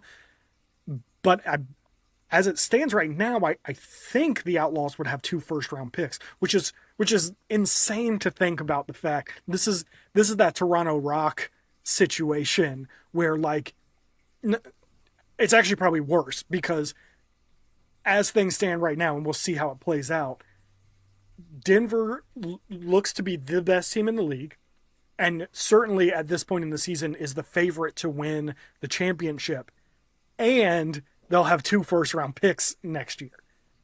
Yep. One of those is, probably a top 5 pick. Depends. The Woods are playing real well right now. They'd have to really fall off. Yeah, but well, I mean, they don't have to fall off because even where they are right now, aren't they only? They're 4 Aren't and 2 they like right now. third? They're top of the league. Oh, they're top of the league. I'm an idiot. So they'd literally have to fall off a cliff second half of the season. And on top of that, the Outlaws are second. Well, I don't think they have to fall off the cliff because they're 4 and 2, but then there's 5 teams that are 3 and 2 or 3 and 3. But so do we really think that any of those teams are? I mean, the New York Atlas are 3 and 3 right now. Yeah, but look, they beat the Chaos by 1 goal in overtime. We already don't think they're as good as of a team as Denver. The Whips are 3 and 3. The Chaos are 3 and 3. The Water Dogs are 3 and 2. If they slide 2 games and drop, I mean, right now 2 games would drop them all the way to 6th, including tiebreakers. Well, no, that would put that's them, really the issue here is the wins they already have with tiebreakers. If they can get down to Well, but like California and Carolina are in the same division. They'll play again. Carolina wins that game. That's a 2-game swing that also affects your tiebreakers. So that's all I'm saying. Like I don't think they have to fall off a cliff because of how bunched up everyone is. That's all I'm saying. Yeah, but I just think they're so much better than these other teams. Are they? I think so. Listen, one of the storylines for this week is that I'm paying attention to is I have been saying that I don't think the Water Dogs are very good, but if they win this week and like start a run, it's like, all right, I might have to step back on that. And to be fair, not very good is relative. Like, yeah, they're certainly better than the Cannons and the But Archers. even you got to think, even if the Outlaws are the favorite and they go back to the chip, that already locks them into the 7 pick. At that point, you do kind of need, you don't really need it, but you really want California to be a top 3 pick. Yeah, but which I guess could happen, but could. And there's also room for them to trade. I'd imagine being good enough to make it back to the championship game this year. And like you don't really need to, like, what are you going to do with those 2 picks? Like, trade one of them. You're going to go pick up Charlie Johnson and John Schroeder. Is that what you would do? Of this list, obviously, of this Sean list, Light might come out. Because in my head, you're probably not getting BVB. Man, that's tough to say fast. You're probably not getting him.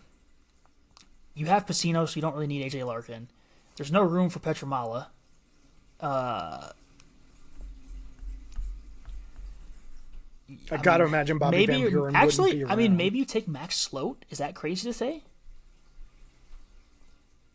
I love Max's game because Plunkett's going to be gone in a year with Army commitment, and the rest of the, I mean, even with him, I don't think that midfield has been all that great outside of a JB10 / Brendan O'Neill.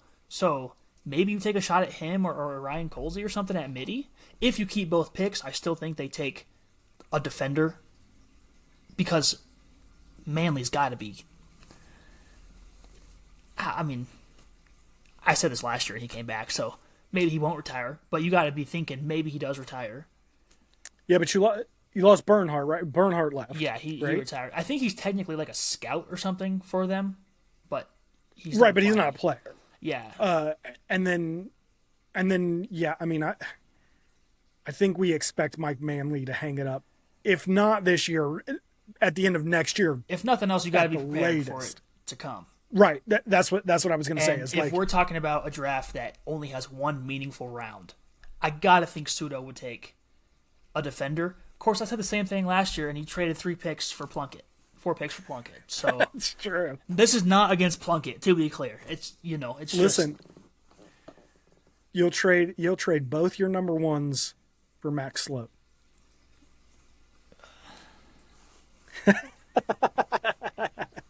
Don't put that out there, dude. He'll try it. I like Max Sloat, but I'd be fine with that pick. That's a price. I wouldn't trade both picks for him, but I like Max Sloat, and I think his game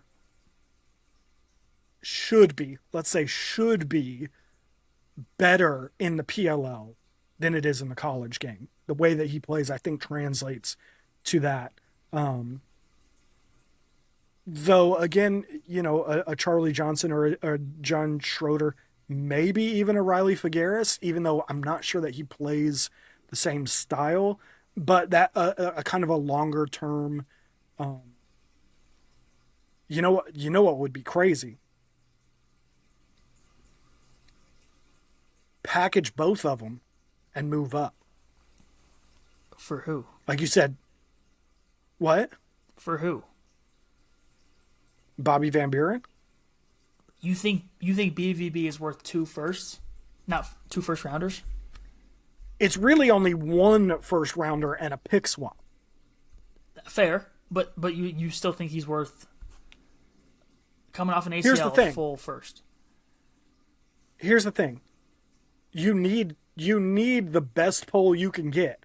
Who's the best poll in this draft? I guess technically they did get that other first for free, so you're not really losing anything. Right. You lost. I mean, I guess I'd be down with that.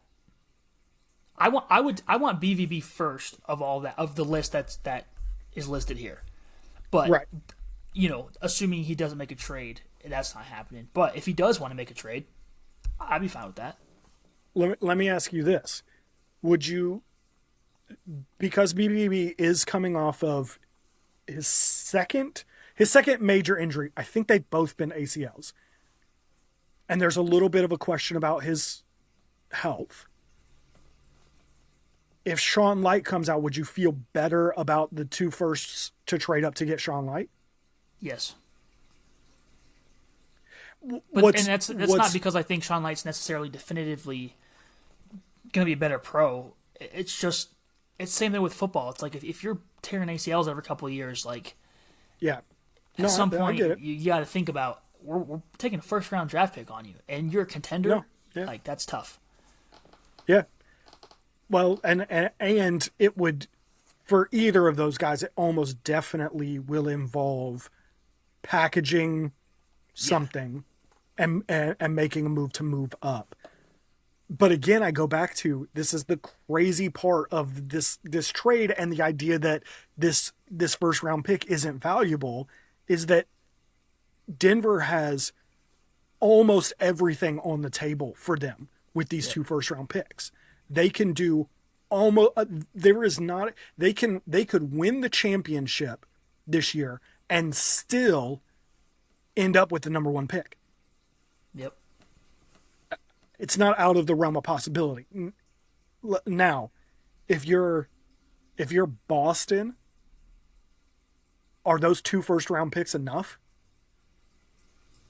I think so. Because I would think so too. Okay, hang on. I think so. I don't think Brian Holman thinks so. Because I don't think he's going to be willing to truly blow up that team enough to where he's going to take 2 first rounders. And that's not even blowing up a team, but it's still 2 people that you're having to say, we're shipping you out to taking these 2 firsts. Well, here's my thing. They clearly need defensive help. They need a pull. So one, I think the tough sell is we're not going to let you take Sean Light. We need Sean Light. Right. Like exactly. that's going to be the issue. Unless you make it like. Then again, if you say, hey, here's 2, here's a first and a pick swap, they could still pick up 2 of these other polls. If they really believe in BVB, if the 2 that we're considering are Sean Light and BVB, and we're viewing them in similar lights, no pun intended, maybe Boston says, like, okay, take Sean Light and we'll take BVB and Charlie Johnson. I mean, like, I could see it happening. Listen, you want to get better. You want to get better quickly. 2 first round picks is a way to do it. Yeah. And let's say they feel halfway decent about some of their defenders or whatever. I don't know how they feel about them, but let's say they feel halfway decent about them, and they take BVB or Sean Light, and then they take Max Sloat or someone, and now you or a righty attackman, since they have a hole to fill there. Who's your righty attackman? I don't know who. I'm just saying they have a hole to fill. It's Cody Milosky, righty. I feel like he's probably lefty, isn't he? Yeah, he's a lefty, but so is Dom Petramala. Who would be the righty? I don't know. I wasn't even thinking in terms of the draft. It was just a way for me to poke fun at the fact that they released Asher Nolting. But no, I don't know who else would understood that, even. but then my brain went down a rabbit hole of like, who would be the righty attacker? I don't. You know what? Just Brian Holman. Just go and get some defenders because That's what you need. Hey, you know what? You know what you could say to Brian Holman? Hey, take these 2 firsts. You use them to go get you a righty attackman. Yeah. You know, make a trade. Who's a righty attackman? It's honestly too bad they don't have someone, like a Pat Kavanaugh. He'd fill that hole perfectly. You're so angry. I'm very happy. Go Lots. I just think it's hilarious. I just think, I don't know. It's a tough spot to be in. I still think something has to have happened behind the scenes that we just don't know. 'Cause this, I think I put this in the group chat. This reminds me so much of Connor Fields in what would that have been, 2020, and just the way that an MVP candidate was just gone and not playing. Well, actually, it was worse then because they didn't have a protected roster, so he was literally dressing for games and just sitting on the bench. I don't know. I did not ask him last time I saw him, so maybe that's a question for the future conversations. For who? For Pat Cav. I mean, I'd like to know. I wouldn't put it out there publicly at all, but it's fun to think about. Anyway, we're going down a rabbit hole. Here you go, Boston. Take these 2 first and take whoever you want. Sean Light, welcome to the squad. You know who they're not taking? Tom Schreiber. Little tweet again from Zach Carey, who is apparently one of the better beat writers. Actually, there are lots of very good beat writers in the PLL. He tweeted out today that he asked Chris Bates about Tom Schreiber and Grant Ament's injury statuses, and he said, as we get deeper here, it becomes a little more unlikely. There's nothing imminent, no real positive window at this point that we're pointing to. We've got to prepare accordingly without them, is the quote from Chris Bates. Grant is still young enough. I think at some point we will see him back on the field. But at what point are we just going to say Tom Schreiber is done? I believe I said it when he wasn't signed to the Toronto Rock last year. In fact, I think I specifically said I feel like this is I'm just not going to play till the Olympics kind of thing. Yeah, pull like a Greg. Yeah, I mean, don't get me wrong. I'd love to see him play again, but he's getting up there in age, and every year in the PLL he gets injured or something, and he's as we saw, he can still be involved with the league in a a microphone type of way, but what in it for him? What is in it for him right now? The Archers are not that great of a team, so that he's really not contending unless something drastically changed. Even if he's making a decent PLL salary, it's probably not great enough to keep you coming back when you're not feeling the best physically. And then if the Olympics are around the corner, you can go out with a bang potentially and only play a few games there and win a gold medal. Yeah. I wonder if he's still... He was at one point involved in the front office of the league. I wonder if he still is. I have a feeling he's not, but... I mean, who knows? Yeah.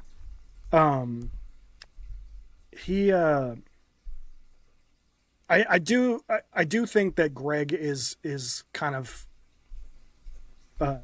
Greg Beast, Gorenlian, that's his last name. For anyone who doesn't know, retired in 2017 from the MLL, took the year off to get right so that he could play in the World Championships in 2018. And then that was supposed to be the end of his career, but at the World Championships in 2018 is when they found out that the PLL was coming, and he was kind of talked into playing that first 2019 PLL season. So the president is there. It does feel a little weird to be this far out, and and be like, yeah, he's not coming back until the Olympics. But I mean, maybe he comes back in that season before and plays a couple of games. Like I said, he's just.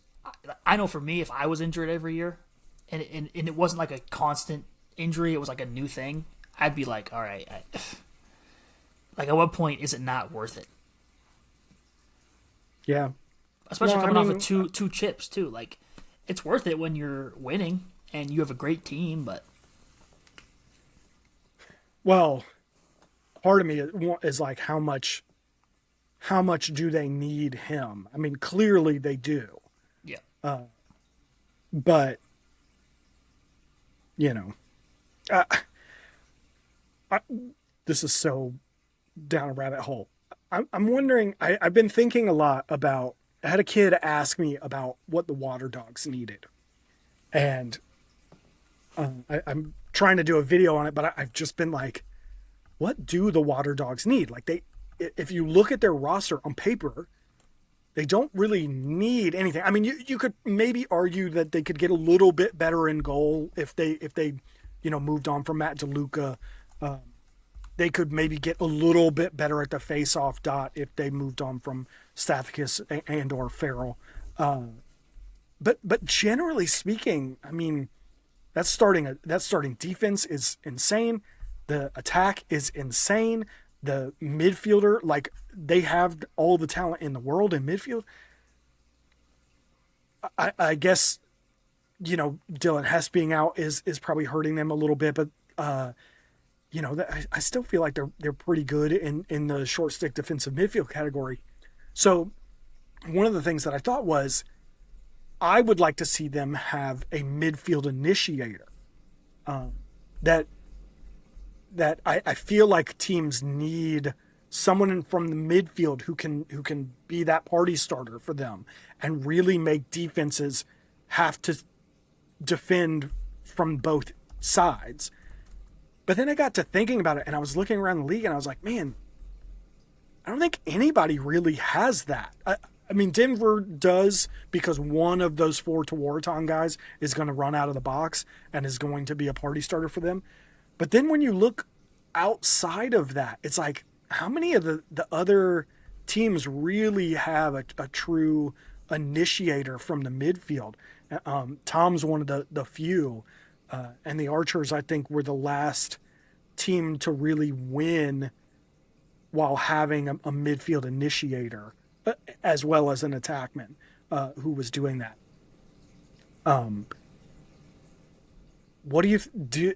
Is there anything there in your mind? Defense. This is such a random question. Sorry, I meant to the midfield initiator thing. Oh, I don't think it matters. I'll be honest. I don't. I think it can help, but like I don't. Yeah. I've never once looked at, like, again, it's unfair because the Outlaws have the Teuratons, and Jared Bernhardt, his initiating is just, I'm going to run by you, so you don't have to worry about it. But like, I look at a team like them, and I'm like, get it to the attack that's already very good, and it doesn't really matter what your midfield is doing. Well, but my point is that running past your defender is all it really takes, is someone who can consistently cause that defense to have to rotate, to slide and recover and all of that. That's all it really takes, because if you can beat your man and draw a slide, you bang the ball around and you get it to that backside. Like, that is lacrosse 101. Beat, as Coach Janowski puts it, beat your man, score a goal. And that doesn't necessarily mean you beat your man and score a goal. Beat your man, score a goal, or you draw a slide, bang it to the backside real quick, and there's a guy wide open because the ball moves faster than people's feet, and they have to recover to the backside. So I think even what Jared Bernhardt does for the Outlaws works. Like, that's enough. How many guys, though, in the league, how many teams are carrying someone in the midfield that you consistently see initiating, beating their man? Like, Brian Costabille's having a great season. Do we think do we think he's beating his man, drawing doubles and moving the ball and, finding passes? I don't feel like that's what he's doing. He's a bucket getter to me. Right. And that's fine. That's not a knock. That's what he does. No. And that's part of what had me reevaluating was looking around the league and being like, almost nobody has that. So maybe it's just how I want to play and I feel like it's important, but it's not actually something that this league really requires. That being said, the one team that we're talking about doing it is the team that we all think is the best team in the league and the favorite to win the championship. So I don't know. I didn't mean to 6-7 you. Those were the scales. I'm doing it outside of the screen, so when I clip this, it won't be seen. But yeah. So anyway, that was a totally random question. I'll wrap up here.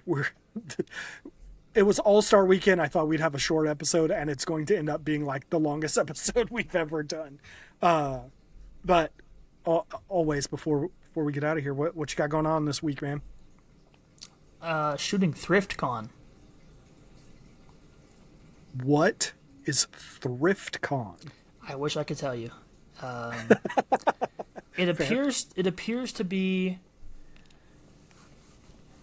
an event where you thrift clothing items, but it sounds like there's going to be vendors there that also sell items, and there's going to be like musical performances and like some panels that talk about thrifting. I guess I don't fully know. Is it like it sounds like it's like a card show? Yes, it is. Yes, it's that. That's what it is. But I don't know how it's set up. I don't know if it's just like, a bunch of businesses just bring like bins or. So I'm interested to see what happens. I've looked up some previous videos from it, and it seems to be pretty much just you go around, you buy stuff. There's like a different activations kind of stuff to kind of show off different trends and stuff. And Travis McCoy will be there, if you know who that is. So that'll be I kind of do cool. know who that is. Why? I think he's so performing. Weird. But yeah, so who knows? It should be for a fun anyone event. who doesn't know. Travis McCoy is the lead singer of Gym Class Heroes. Yeah. Lead singer, lead rapper. I don't know what you call him. Yeah. But, sings Billionaire with Bruno Mars. Yeah. Oh yeah. He does. I saw. Have you ever seen Gym Class? No. I'd imagine even his solo stuff is a very similar thing. Thoroughly entertaining. He's a very fun front man. I saw him I saw Gym Class in 2005, I think.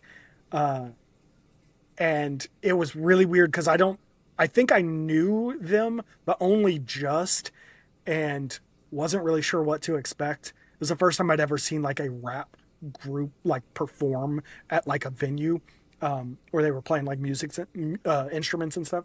But he's one of those frontmen who does weird, random, entertaining things. So in the middle of one of the songs, he fish hooked himself. And was still performing. I don't know.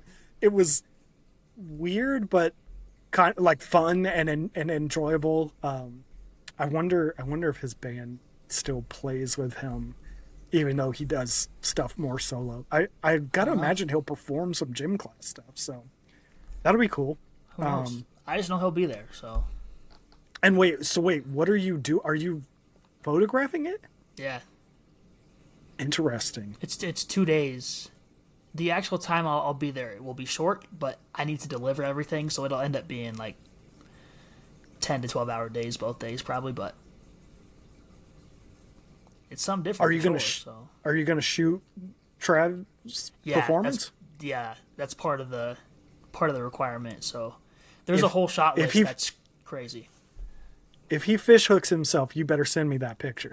I will try to. Yeah, I haven't seen him. I didn't even know he was still doing music stuff. And then I was looking at everything, and it was oh yeah, Travis McCoy's gonna perform, and I was just who's gonna perform? That feels like a big get for ThriftCon.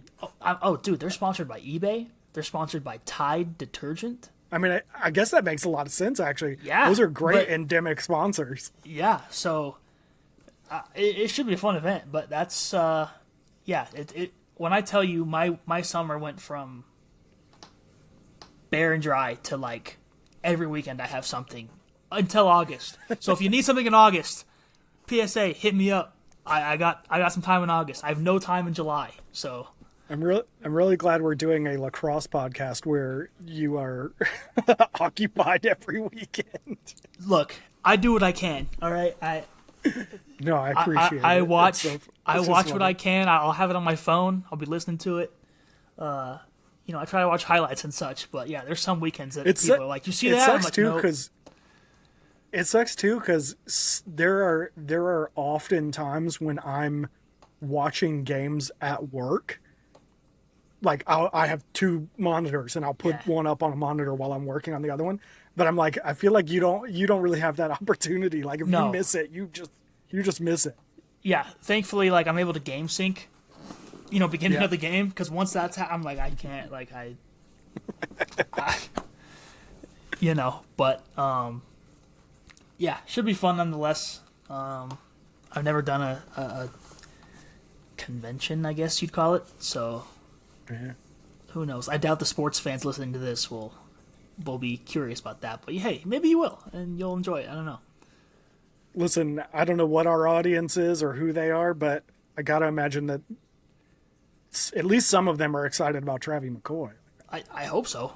I mean, that's a good get. Well, I'm impressed. I'm impressed, but maybe it's just like lacrosse where like when you're in it, there's like this whole big world and like, you know, everything. But if you're outside of it, you're just like, wait, that's a thing. Yeah. So yeah. I'll look forward to the report next week when you get back. But that is going to do it for this week. If you enjoyed this episode, the Lax Lipers Club is where our community lives between episodes. It's a Discord for fans watching lacrosse year-round whenever their jobs allow them to, not just when the All-Star Game is on, aka a lifer. The link to join is in the description. Across social media, you can find me at I am Neil Barrett and Brandon at Hoot Sports Media. If you haven't yet, rate and review the show on whatever platform you are listening on. It takes about 30 seconds and it genuinely helps people find the show. But we will be back next week. So until then, as always, we'll catch you guys in the comments.